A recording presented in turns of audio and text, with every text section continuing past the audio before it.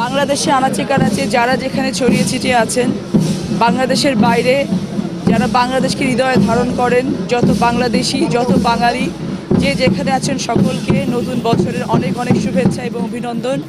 আমরা চাই যে সামনের দিনগুলোতে হৃদয়ের যত গ্লানি আছে, যত কৃপণতা আছে, যত কার্পণ্যতা আছে, যত ধরনের হীনমন্যতা আছে, আমরা সেগুলো দূর করে সকলে একত্রিত হয়ে মানুষ হিসেবে একটি নতুন বাংলাদেশ গড়ার পথে এগিয়ে যাব। আপনাদের সকলকে অনেক অনেক শুভেচ্ছা নতুন বছরের। সবাইকে জানাই শুভ নববর্ষ। নতুন বছরটা সবার অনেক অনেক ভালো কাটুক।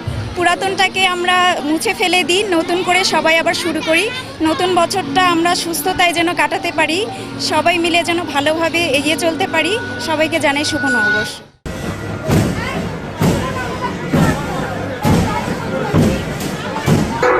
সবাইকে জানাই শুভ নববর্ষ। নতুন বছরটা সবার অনেক অনেক ভালো কাটুক। পুরাতনটাকে আমরা মুছে ফেলে দিই, নতুন করে সবাই আবার শুরু করি। নতুন বছরটা আমরা সুস্থতায় যেন কাটাতে পারি, সবাই মিলে যেন ভালোভাবে এগিয়ে চলতে পারি। সবাইকে জানাই শুভ নববর্ষ।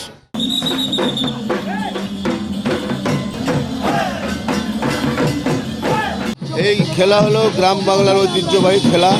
এটা আমরা দীর্ঘদিন থেকে বাপদাদার আমলের থেকে খেলে আসছি। আমরা এখনও পর্যন্ত খেলি এবং পয়লা বৈশাখ আনন্দের একটা দিন।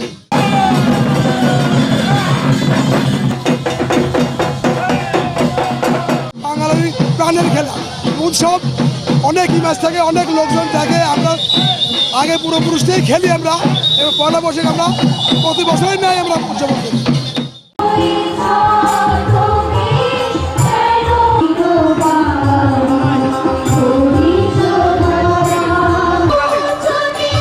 বাংলা নববর্ষে আমরা ফিরে যাই আমাদের প্রাণের ঐতিহ্যে, চলে যাই আমাদের সেই পুরনো পান্তা ভাত, ইলিশ, আলু ভর্তা। এই ঐতিহ্যগুলো আমরা ফিরে পাই এই পয়লা বৈশাখকে কেন্দ্র করে। এই দিনগুলো আমাদের হৃদয়ে গেঁথে আছে, চিরজীবন গেঁথে থাকবে।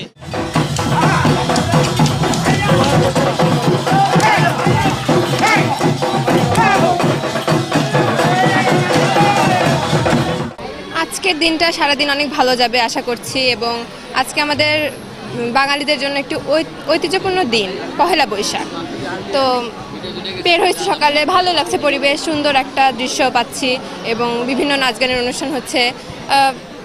দিনটা ভালো যাবে এবং আশা করছি ওদেরও ভালো যাবে সবারই।